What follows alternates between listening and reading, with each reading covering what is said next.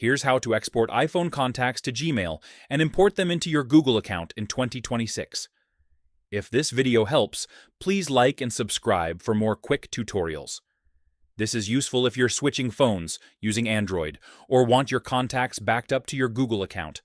Open Settings on your iPhone, scroll down and tap Contacts. Tap Accounts, then tap Add Account. Choose Google. Sign in with your Gmail email and password. Allow permissions when asked. After signing in, turn on Contacts. Make sure the toggle is enabled. Your iPhone contacts will now sync to Gmail automatically. Go back to Contacts Settings.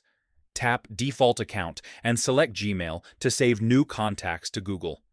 If you don't want syncing, go to Settings, Apple ID, iCloud. Turn on Contacts. Then visit iCloud.com on a browser, export contacts as a file, and import them into Google Contacts. Open contacts.google.com. Your iPhone contacts should appear automatically. Make sure you're signed into the correct Google account before syncing. And that's it. You've successfully exported iPhone contacts to Gmail. Subscribe for more iPhone and Google tips.